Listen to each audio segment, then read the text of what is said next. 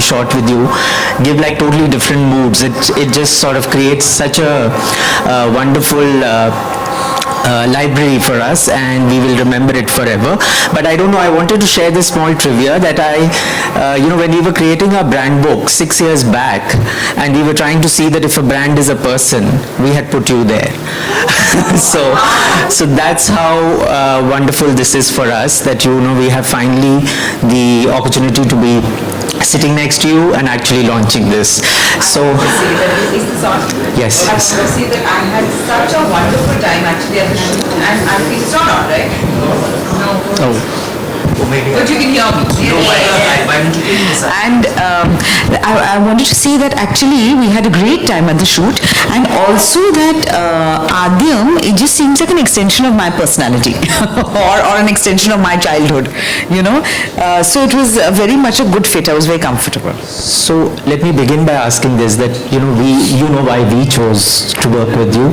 Why did you choose us? Apart from obviously that you felt connected to the... I did feel connected. There are very few actually, there are very few brands as such like this who do this kind of work, that are keeping weavers alive, that are keeping the weaving community alive. There are very few and far between. The majority of the clothes that are available to us are factory made, and they are catering to a very mainstream aesthetic, so that is not something that in any case that really fit with me in any case.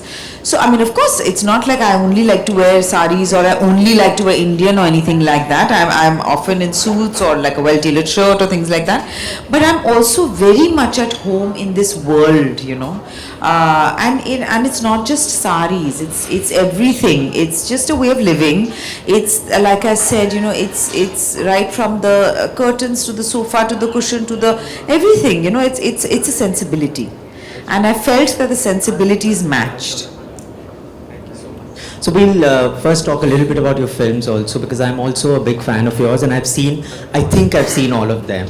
So there's something that I wanted to ask you, that I think over the years, you've earlier done films where you were a common woman, but in exceptional situations. That's how I probably translated. Films like 15 Park Avenue, films like Mr. and Mrs. Iyer, Dosar, Yun Hota To Kya Hota, Aisa Hota To Kya Hota. So, but then I see a transition where now you are an exceptional woman who's also making a statement for the society as well as how the acceptance should be, and therefore it's a very, right now obviously the most latest one being The Accused. So is this a conscious transition? Is this how you as a person have evolved, or do you think you want to use your voice to be able to do this? How has this happened? Because I see it as a very organic and very obvious progression. So it's always an organic kind of a choice with me, right. And I rely a lot on what feels correct, what feels authentic, what feels organic, what feels good to me. I'm hardly ever taking anything else into consideration. It's also not so well curated or planned, and I think it's difficult. Life really is. We think we're making certain choices, and then other things take over.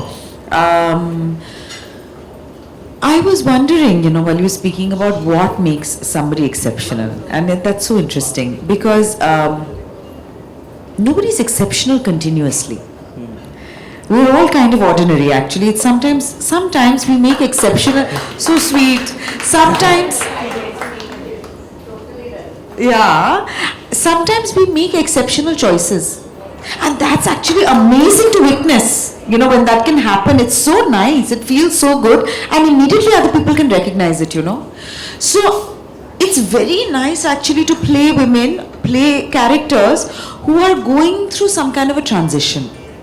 Because only then is it so interesting. You start at point A, but you got somewhere to wherever, X, Y, Z. That's very nice, So that happened in Mr. and Mrs. Iyer. Of course, she was in exceptional circumstances. Not everybody's caught up in communal riots, hopefully. So that is true. But, for example, in Gili Pucci, in Ajib Dastan, the anthology, I play a queer Dalit woman. to many people she will seem ordinary. She's an ordinary factory worker. But we see her in, make some extraordinary choices. And it's so much is the gaze of the filmmaker. What they choose to show, what are they highlighting, and what are they drawing our attention to. So anything can become exceptional. It's how you view it. That's so interesting actually. What do we choose to make exceptional? What is ordinary? And like you choose those roles. So you also choose those roles. Yeah, sometimes. And earlier I was talking, sometimes it's also that, of course, I gravitate often towards a role that is complex or seems real or is human. Yes, in a role into which you can make out in the writing of it, some thought has gone into it, some effort, some craft has gone into it, because you want to do work like that. But very often, just like in life, you have to make your own meaning. So even with your characters, you have to color in. You have to color in the edges. I mean, within those lines, you're given certain parameters. And in a film also, because obviously there are so many factors, but you have to bring some depth and complexity and some nuance to make it interesting, to make it relatable. It's so nice to see characters who are vulnerable, to see characters who are not necessarily always likable, but relatable perhaps. So one tries to it's a bit of a risk, it's a bit of a gamble. So since we are obviously talking about saris also, I think in the character sketch, there is always a very important role that the costumes play. And I think somehow in your case, you have very organically worn them in various different movies, in very different styles. So you've done, again, Dosar is one of my favorites, right? Doshor is one of my favorites because it's almost like a wardrobe of a Bengali woman in Calcutta. It's that real, and it's in black and white, but it just makes you understand what you are sort of seeing there. Then you have, of course, Wake Up Sid, and you have many others where you have worn easy clothing, or you have films like Talwar, which is again very out of, like a very realism is a part of it. So how much are you involved, and how does your mental makeup happen when the character sketch is drawn out and when the costumes are discussed? The costumes really help to get into character. Because it changes the way you feel about yourself, it changes the way you walk. For example, in Accused, I remember it's one of the first films where I'm actually wearing suits and walking down corridors wearing these power suits, and they're going tick tock with those heels, and you feel a certain way, or automatically your body kind of adjusts to that. So it's very helpful if you have the right costume. In Gili Pucci, for example, costume designer, the overalls, and not just that, he gave me a little gamcha kind of a thing, which I had constantly around my arm, my wrist, and I was constantly playing with it, and it became like almost one of those, what is it called, fidget sticks or what is it called? It became one of the, and it really helped me. For example, I directed my mother in my upcoming series that I've co-directed, Aparna Sen. She's now playing Lily Baby, and we hadn't written a walking stick into it, but she somehow found a walking stick. It was there in the set dressing, and she took it up and she used it so creatively. Whether she's opening a door with it or poking somebody with it or picking up something with it, it was delightful actually to watch. And even in Mr. and Mrs. Iyer, I would say, because I was in 2 saris in all of Mr. and Mrs. Iyer. There was a white sari with a yellow border, and there was a yellow South silk. Now, I don't always actually know the names of the saris. It's just because I've grown up with it, it's always in my background. I just gravitate naturally towards those things. And especially Mr. and Mrs. Iyer, I felt that now whenever I wore that sari, I had that, flowers in my hair, the baby and that bag. I felt, now I've inhabited Mrs. Iyer. So sometimes the journey is from outside in, because you have to kind of find your way to the character. There's no one path ever, and no 2 people will have the same path either. But you own it, you wear it as a second skin, and like you're wearing this one today, and how do you feel today? Because you chose this, and you chose it for the Mumbai weather, and Yes. See, they sent a select. You have to make it your own. Everything, all your choices in life, you have to make on your own. You have to own all your choices. You can't put it on anybody else ever. So now you sent me a selection of saris. And then, I think earlier I'd chosen another one. And Yes. then, how it is when you actually, a photograph, you can't really actually tell. And the light always changes, Shot it in daylight, indoor, outdoor, yellow light. It's very different. As a director, you know that, you can't give approvals based on photos or Very weather appropriate, and you look lovely. I thank you. Yeah. So and then I saw this and I really thought that, for summer, for daytime, and lovely. I think it's a raw silk blouse. I think it's just. I thought it felt correct. So you also mentioned that you have done various genres. So you've done realism, you've done crime in Mumbai Diaries, you've done humor in Gyonar Bak Show, or you've done one of my really favorites is Killer Soup Again, which is really fun. Or you've done period films like Kadambari and Sheshe Kobita. But which is the one that you normally sort of, gravitate towards? Is there a specific genre that you choose and you like to do more of, or is it an open canvas for you? By and large, I would say I'm fairly genre agnostic, as they say. It's not like I have any particular genre in mind. As long as it is well made or well thought through. With films, it's hard to tell the execution of it, because there are so many other outside factors.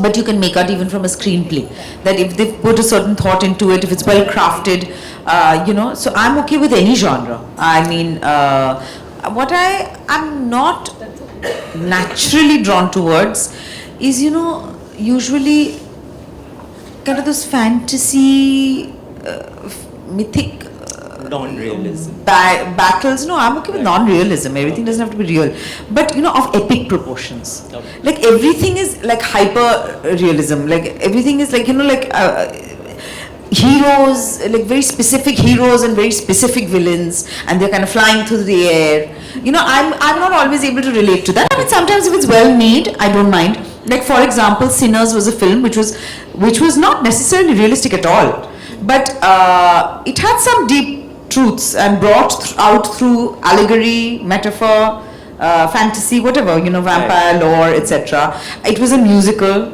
It was pretty epic, but it had a strong commentary. It was very well thought out. So, but by and large, usually I'm not drawn to that kind of. Content is more important, of course. Yeah.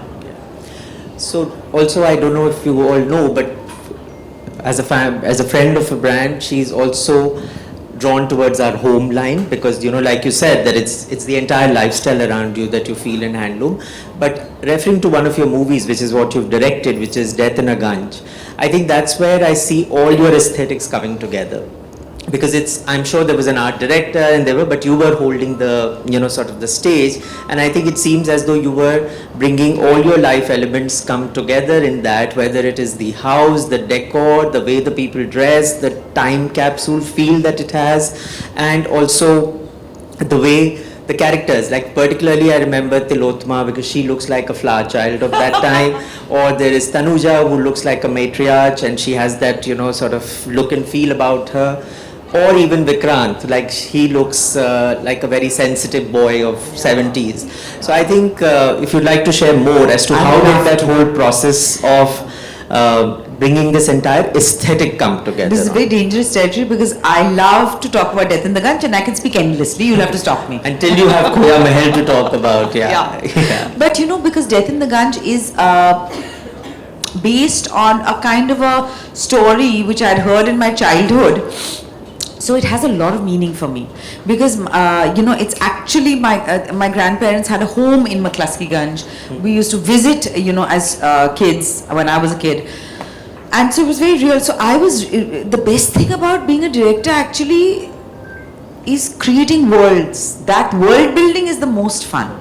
And the world building has many factors. It's the color of the walls to the choice of the car to how people are dressed. Everything. And they are all interrelated. Like you were saying for home, I'm now doing up my own home. I mean, it can't be that if in real life I like to wear saris, but my home is actually very kind of blingy. Or I mean, of course, you can have blingy saris as well, and you Your do. kind of sarees, yeah. But yeah, so it's a kind of it's like I said, it's a sensibility. They're all not divorced from each other. They're all interconnected.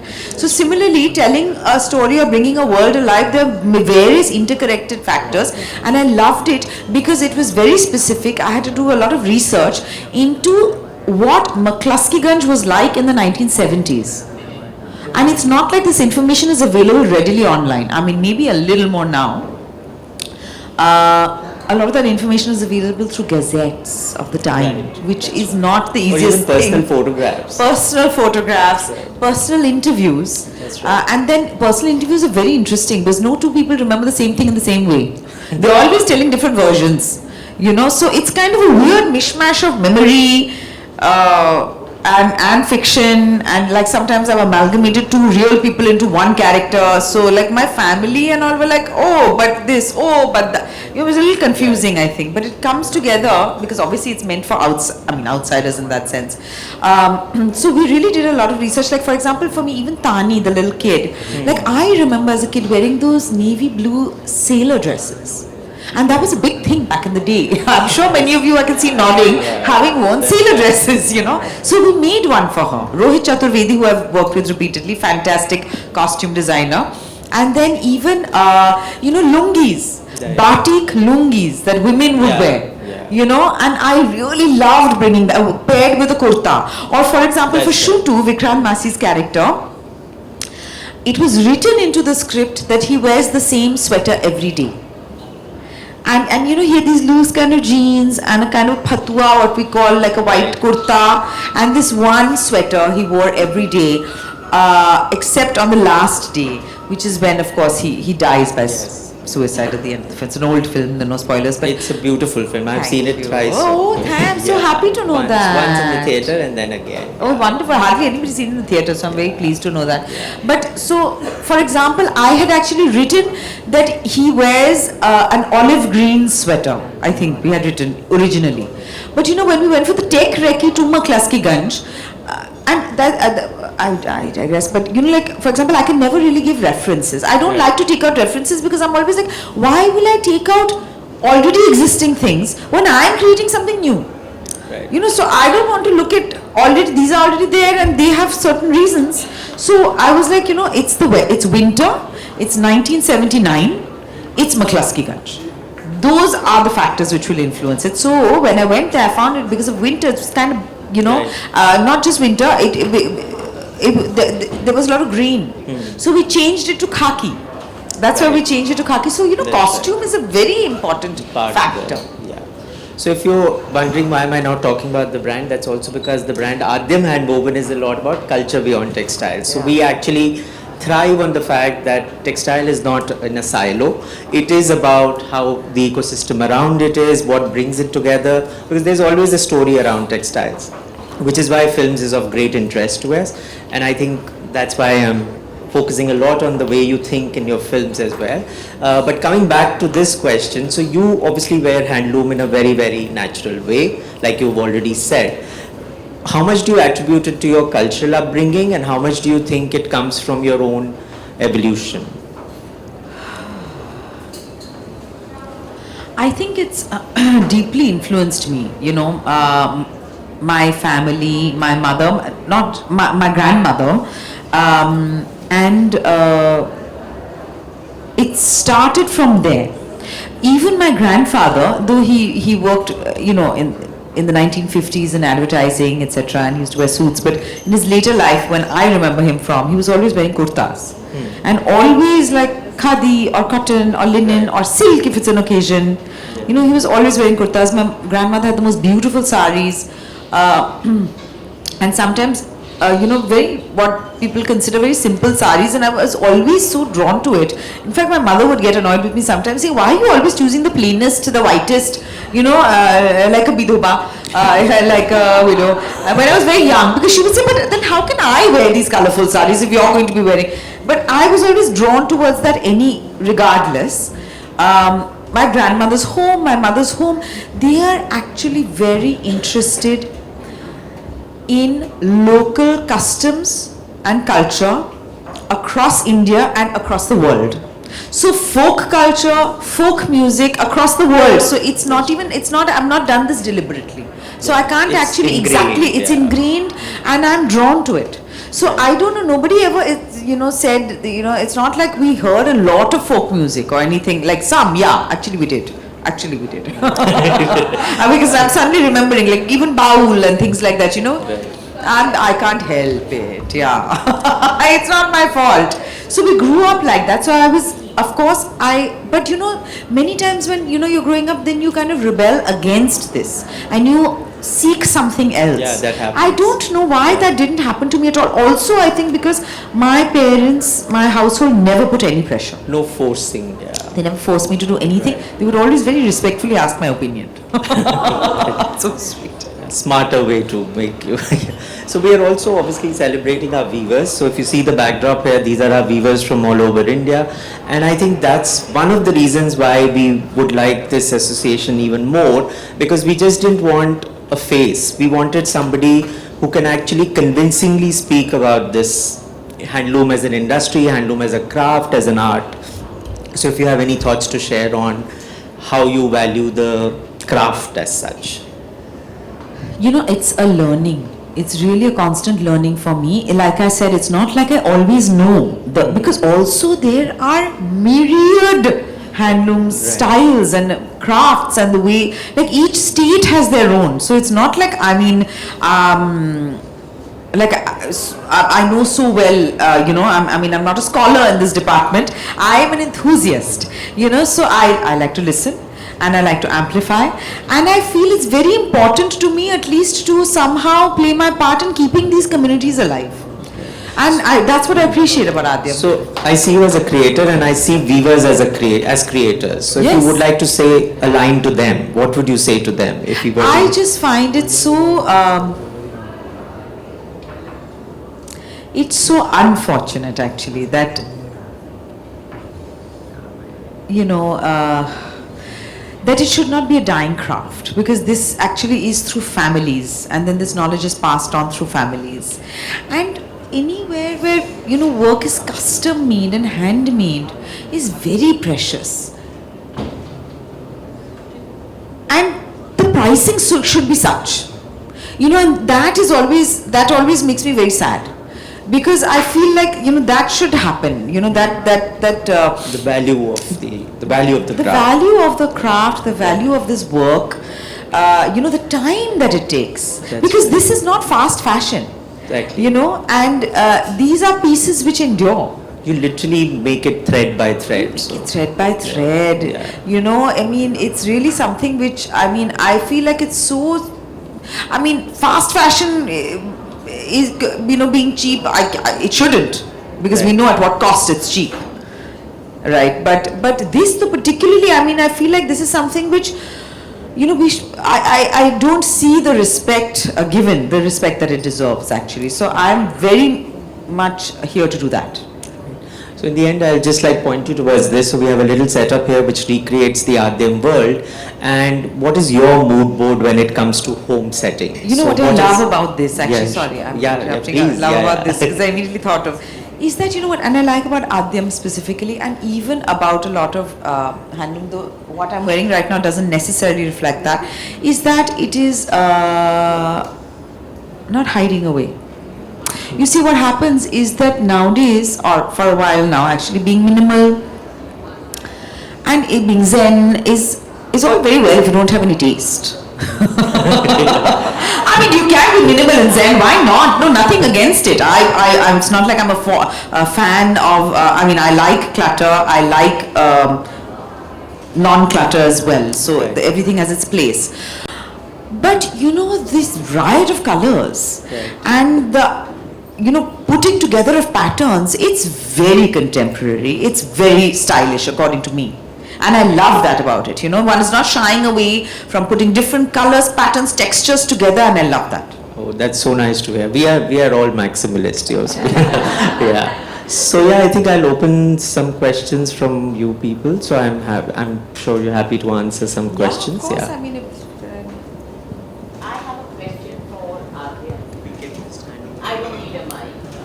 I never. I work at the shop floor of my factory, so I know how to keep her down or keep her up my work. So I have a question for Adya particularly. We talk about weavers and we talk about fair price given to them.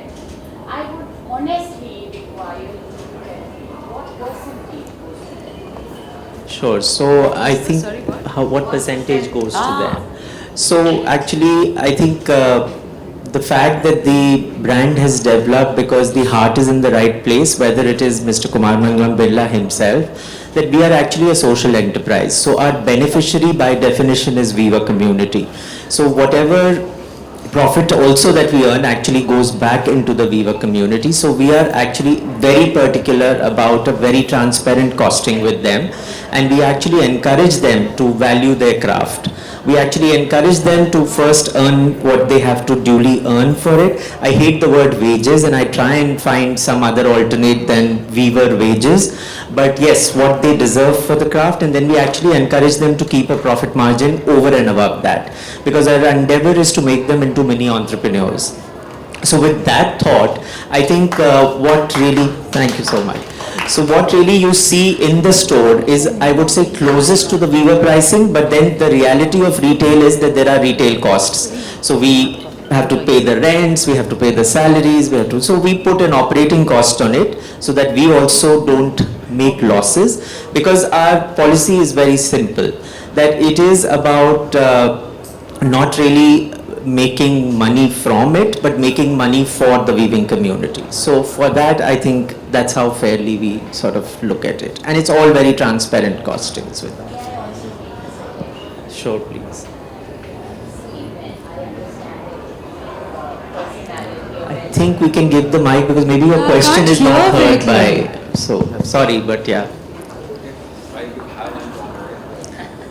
So my point is, while suggesting, and of course you may not take it up, that when we require a personality who's well known, we won't draw. Yes, and she certainly is. And ma'am, you fit all my criterias, and you tick all my boxes. If that is of any relevance. It is of great relevance. Thank you. Thank you. So what I'm saying is that once in a while, along with a great personality, because people you will only find drawn to personalities. Right. I would say invite this forum for the weavers as well. Right. You know, once in a while, one Yeah. or two great people who really, and this is a great way to encourage them. When they meet people, and that time you should invite from Adhyam your clientele and request them to wear their saris, if possible. It's just... That'll be really, that's why I wanted her to say a few words for our weavers also, and we are celebrating them here. But I have a slight point of view here. I think we want people to naturally like them. We don't want to create a sort of a sympathy factor there. So what eventually happens is, and they are really shy people, but when they actually sit and come here, people tend to show sympathy, and they tend to show it like we will do something good to them. And I don't think that's the objective, because they earn their living very wonderfully, because like I feel that they have art in their hands. So they actually learn it, and we learn so much from them. So that's my only hesitation sometimes in putting them on a stage or a pedestal, because I don't want that sympathy factor to come in. Otherwise, of course, our heart is definitely with them. So may I continue with this? It's not Sure. about them. Yeah. It's But not it's also about the us. audience. Yeah. It's not about us. It's about them. Yeah. This is when my factory people do well, my Right. employees of all levels, I Right. try to celebrate them. Yes. Because I'm otherwise a demoness. Sure. Thank you. Thank you for your suggestion. Yes. Yeah. Perfect choice for Adhyam, and like you rightfully said so, that it seems like an extension to you and your personality. If you had to choose one Indian textile or weave that you feel most connected to, what would that be? Why do I have to choose only one? Then you can tell me 2, 3, or like whichever you're most drawn I to. would say top one immediately that comes to mind is ikkat, I think, because I find it very versatile. The one I'm wearing. Yes! Yay! I love ikkat actually, because it can be used for, I mean, in so many various ways, and so versatile. I mean, you can have, bags and upholstery, and of course saris. So I love ikkat actually. I love what we call dhakai, jamdar. Yeah, Jamdani, jamdani. We jamdani. say dhakai. I love that also. That's one of my favorites as well. Great. Thank you. Thank you. Thank you. We had another question. Hey, ma'am. seem like a really lovely fit. I have two questions. One is, where is Adyam at in terms of its expansion now? How many weaving clusters are you currently working in? And how does Adyam measure impact? Right. So when we started with 20 weavers. We are now close to about 300, and we are about 12 clusters. And I think a lot of brands actually say much larger numbers. But I think the reason we refrain from using a larger number is because our partnership is really a very strong one. Like, we take the onus of just giving them work, one order after the other. So we don't do a sort of a dip in, dip out. So once we pick up a loom, then it is our responsibility to just feed the loom. And which is why we contain the numbers, because I think it's a balance that we have to create, that what we do at the back end is what we also do at what we are managing to sell at the front end. And that's where people like you become really valuable to us, because eventually it's about the connoisseurs of handloom who keep us going. So the creators and the connoisseurs, we are just doing our job. So yeah, so that's how I'd say it. And a quick follow-up to that, Manish, I'd love to understand which cluster you went into from the 12 that has been the most challenging and why. So you saw Konkona wear a Gadwal sari, and that is something which for me is an epitome of a handloom sari, because it's a very complex sari, but it's a very understated sari, because it's a cotton body with a silk border and a silk palla, and the silk palla is actually joined thread by thread. And that cluster is almost extinct, it's dead. So we actually have been working there for the last 3 years, managing to get just 2-3 looms to continue weaving. And literally, if you go out in the market today, you will not find the original cotton Gadwal. And the minute that those 10 pieces come into our stores, they are gone in a day. So I think that's what I think has been the most satisfying and the most challenging cluster for us. Yeah. Sure. Yeah. Hi, I'm Joanne. Yeah. So, a wonderful concept to our foundation, and we've also come across that the next generation do not want to continue what their parents are doing. So, what do you do with them? What is it that Adyam has been? Yeah, so on our part, what we do is that we create.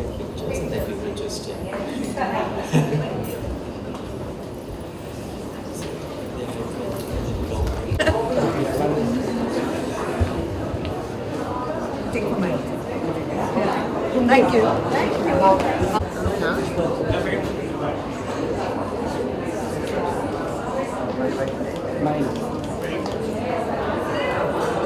Thank you, thank you, thank you.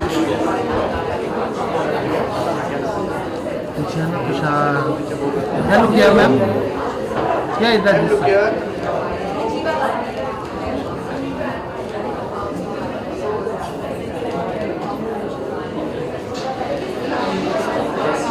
Now it's become traditional. What an interesting corset, brown blouse. How unusual. You've got a lot of this going on now. It's fab. Yes. You want to? So I want to ask you, do you think the younger generation initiative हमने देखा कि लोगों ने आपसे बातें भी की and some emotional भी हुए, तो आपके लिए ये मोमेंट कितना प्रिविलेज होता है, क्या कुछ कहना चाहेंगे इस ब्रांड को लेकर, इस इनिशिएटिव को लेकर? I'm so lucky actually कि ऐसा opportunity मुझे मिला, because it's very rare कि अगर आप ब्रांड के साथ कोई collaboration कर रहे हो, it's not always कि for example it's not a detergent और सोप की, मतलब there is no emotional connection. Handloom के साथ मेरा इमोशनल कनेक्शन है. इट वॉज प्री एग्जिस्टिंग, मतलब पहले से ही था, because of my family, because of my upbringing, because of my taste. तो when I actually met Aadyam, it seemed like a very natural match, क्योंकि I was already kind of part of that world. So I was very pleased, I was very lucky कि मतलब it's not like I had to pretend anything, I could be myself. Talking to all of these sweet people. First of all, so good to see you, looking refreshing as always. Thank you. Talking to all of these people, somebody getting emotional in a part where you are there, it's a great initiative, as Sir said. And you said it's a privilege in itself. So how was the feeling, when somebody started actually crying in front of you? Because it's मेहनत है इतने सालों की और आप उसमें जुड़ रहे हैं, तो how was it? I was very moved. I was not expecting to be as moved as I was actually, because a lot of the people who are attending actually know far more about the handloom world Yes. than me. Yes. And they have been involved with it for so many years. So actually, I get to listen and I get to learn. So, and I believe Sally Holker, right? I mean, she's been a founder of Maheshwar, I think, and they've done a lot of fantastic work. And so I'm very privileged that I got to be a part of this, and I'm very grateful to Adyam for giving me this opportunity. As Manisha said, now 300 people are working with Adyam in 12 different sectors. So it's growing big and big, but all of these people and weavers, according to me, I feel like are old people who are doing this for a living. With our generation, I'm 23, I was moved to be here to see our culture, our heritage getting forward with people like you, who have done so much, did so well in the industry. So have you ever given a thought that kaise our generation, like the people who are young, will get into this? Kaise unko joda jaye? Is it something like that? I think we have to expand our minds. We have to be imaginative. ऐसा नहीं है कि आजकल people are not interested in handloom. I've seen, because I've been around for many years, I've been working only for 20 plus years, Right. So it's not like 90s में लोग बड़े handloom पहनते थे, it's always been a little niche. Now we can bring it more into the forefront. We can bring it more, it's also very sustainable. It actually makes ecological and environmental sense, and it is almost, it's something we're doing for, our citizens. Our citizens all across the different states. Right.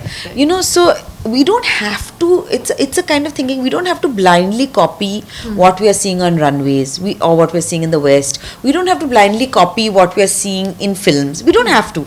It should all exist. There are all kinds. That's wonderful to have variety. But we can also look at what has been existing for thousands of years. We can make it contemporary. It just needs a little imagination. It needs a little awareness. And it's wonderful that Adyam is doing that also. And like I said, I'm also learning. Yes. Getting to see so many different kinds of kind of folk customs, traditions, cultures across the different states.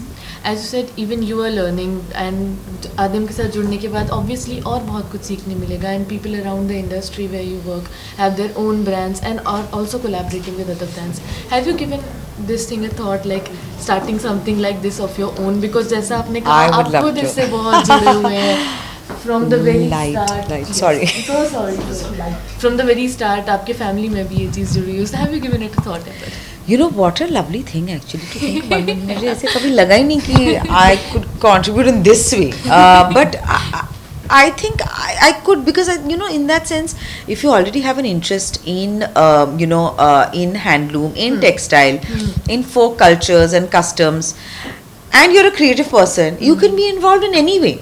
You can bring it into your, like Manish had mentioned today, you can bring it into costumes, you can bring it into the fabric of your world. This is something which interests me so much that it's not like I've ever really thought about going into retail. I think there are better qualified people, like Adyam and others who are doing a wonderful job. But I can contribute in my own way. And I really think that it's more a question of awareness and bringing it to people, because there are many different ways that one can use and, wear handloom. Now please tell us something about this sari. This color suits you so well. Red is definitely your color. Thank you. I'm so happy. This is a Gadwal, I believe. And from what I learned today, this is a cotton sari with a silk weave, where the pallu is silk, and every thread is actually, it's made by a human being. Exactly. Every single thread. So it's what an honor to wear something like this actually. It's fantastic. I'm so pleased. I mean, where do you get to wear things like this? And normally you're just wearing things from factories. Correct. I also find it very versatile to wear saris. I think the blouse is it's a raw silk perhaps. Yes, it's raw silk. It's got this wonderful sheen. I love it. I love it. I chose it actually, so I'm very pleased. So after The Accused, I watched it twice. It was beautiful seeing you there. Accused ke baad, what's coming next for Konkona? If there's anything. I've co-directed a show. I've co-written and co-directed a show called Welcome to Khoya Mahal, and it'll be out on Prime Video. I think, maybe end of the year, or we're in post-production now. Okay, thank you so much, Konkona ma'am. And- Can I ask a question? Yes, thank you. I'm the editor of an interiors magazine. Oh, so my lovely. questions, you said you're making your home now. I'm doing up my home. It's just I don't have time. It's taking me forever. So how is this Adhyam's philosophy, or just general, what's your mood board like and how does it resonate? Like I was saying, I resonate so much with Adhyam's, not just philosophy but also their aesthetic overall, is that it's like as Manish said, they're maximalist, and I love that it's so vibrant and there are so many different colors and textures coming together, patterns especially, and because I just did up my home, and then I was out of town for 2 months at a shoot. So I feel it's a canvas right now. It's a blank canvas, and I can just fill it with, all kinds of textiles and colors and textures, and I'm really looking forward to playing with all of that. But what's your mood board looking like at the moment? So I don't have a mood board. I really believe in doing things organically. I believe in things evolving, and what happens is when you live in a space, actually things emerge and they reveal themselves to you. So then, when you pass a corner every day, like, oh, this is what this corner needs. So that's so lovely, actually. So, as opposed to force fitting everything and then having, or hiring someone and then having a kind of a, everything done in one go, or force fitted kind of an aesthetic, or like a beige kind of a aesthetic, or a minimal aesthetic. That's not what I'm looking for. I'm looking forward to, pieces that I love kind of coming together, and I have an inherent trust that it will come together beautifully. Thank you so much. Thank you. Thank you so much. Thank you so much.